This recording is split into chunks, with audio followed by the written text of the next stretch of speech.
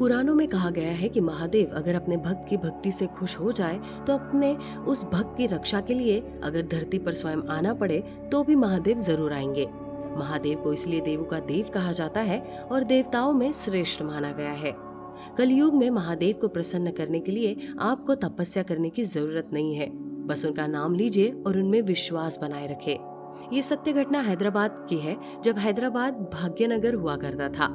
भाग्यनगर में एक कुसुम देवी नाम की महिला अपने बेटे और बहू के साथ रहती थी। कुसुम देवी भगवान शिव की बहुत बड़ी भक्त थी और उन्हीं की तरह उनका बेटा और बहू शिव जी के बहुत बड़े भक्त थे। कुसुम देवी नित्य प्रतिदिन शिव मंदिर जाकर पुराण की कथा सुनती थी। एक दिन बहुत तेज बारिश हो रही थी और आकाश में बिजली चमक रही थी।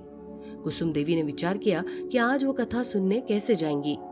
फिर भी कुसुम देवी ने रोज की तरह स्नान किया और अपनी बहू से भोजन मांगा और उसको बताया कि उनको कथा सुनाने जाना है। कुसुम देवी की बहू बोली कि आज बाहर बहुत घनघोर बारिश हो रही है, ऐसे में कहीं आपका पैर फिसल गया और आप कहीं गिर गई तो इस घनघोर बारिश में आपको कोई बाहर उठाने वाला भी नहीं मिलेगा, इसलिए आज मैं आपको कथा सुनाने नहीं जाने दूंगी। कुसुम देवी को ये बात बहुत दुख देने वाली थी।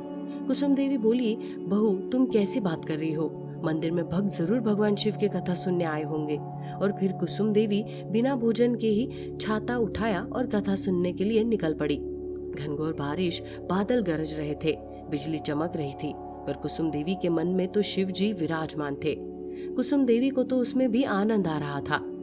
कुसुम देवी चलती जा रही थी और शिव जी का नाम जपते जा रही थी। विलंब तो हो ही गया था, इसलिए शीघ्रता से मंदिर की तरफ चली जा रही थी। जब वो मंदिर से कुछ दूरी पर ही थी जहाँ पर कथा सुनाने जाना था, वही घनघोर बारिश तो हो ही रही थी और बिजली भी चमक रही थी। उन्हें जचा नहीं तो वो वहीं पर जो सड़क थी उससे नीचे उतर गई। संयोग की बात थी कि जिस रास्ते पर कुसुम देवी चल जा रही थी उसी रास्ते पर एक कुआं था, जिसकी चारी दीवारी भी नहीं थी और समतल भूमि थी, जिसके कारण कुसुम देवी कुछ आभास हुआ और कुसुम देवी उसी कुएं में जा गिरी। कुसुम देवी को समझ में आ गया कि वो किसी गहरे कुएं में गिर गई है। अब घनघोर बारिश, बिजली चमकने की भयंकर आवाजें, ऐसे में कुसुम देवी उस गहरे कुएं में और गिर गई थी। और वहां आवाज भी लगाए तो कौन सुनेगा, कौन आएगा उनकी सहायता करने के लिए। कुसुम देवी को लगा कि अब वो आज उनकी इसी कुएं में मृत्यु हो जाएगी, तो एकदम से बहुत अधिक दुखी हो गई और दुखी होकर के हृदय से पहली बार भगवान शिव को पुकारा। हे प्रभु, मैंने आज तक आपसे कोई शिकायत नहीं की। जब मेरे पति मुझे और मेरे बच्चे को छोड़कर चले गए थे, लेकिन मुझे फिर भी आपसे कोई शिकायत नहीं थी।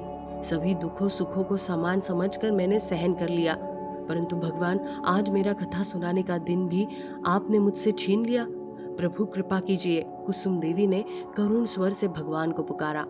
भगवान शिव अपने भक्त की करुणा पुकार सुनकर एक आम इंसान के रूप में प्रकट हो गए और उसी कुएं के ऊपर से झांकते हुए बोले कि अरे कुसुम देवी जी, आप कुएं में कैसे गिर गई? वहाँ कथा शुरू भी हो गई। कुसुम देवी बोली, अरे भैया, कथा तो मैं ही सुनाती हूँ, तो कथा कहाँ से प्रारंभ हो जाएगी? कुसुम देवी भगवान शिव से बोली कि भैया, आप ऐसा कीजिए, गांव से कुछ लोग और रस्सी ले आइए ताकि आप हमें यहाँ से खींच सके और हमें यहाँ से बाहर निकाल लीजिए, तो हम कथा सुनाने के लिए जा सके। भगवान शिव भी एक बार सोच में पड़ गए कि इस औरत को अपने जान से ज्यादा कथा की पड़ी है। भगवान शिव बोले, अरे नहीं नहीं कुसुम देवी जी, कोई आवश्यकता नहीं है, ये कुआं नहीं है, गड्ढा है, यहाँ से तो हम ही आपको खींच के निकाल लेंगे।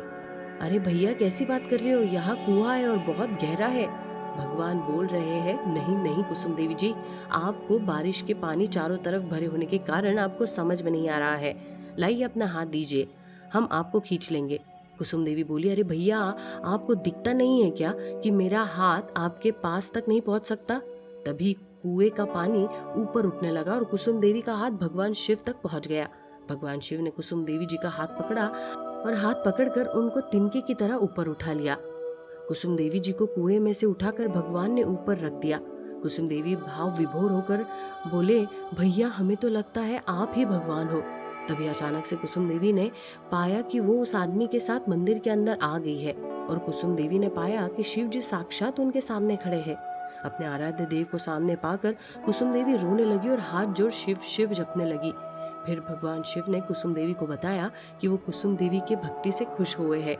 भगवान शिव ने कुसुम देवी को मोक्ष प्रदान करने का आशीर्वाद दिया और जब अंतर ध्यान होने जाने रहे थे तो कुसुम देवी से बोले कि माई, कथा मुझे सुना के घर जाना।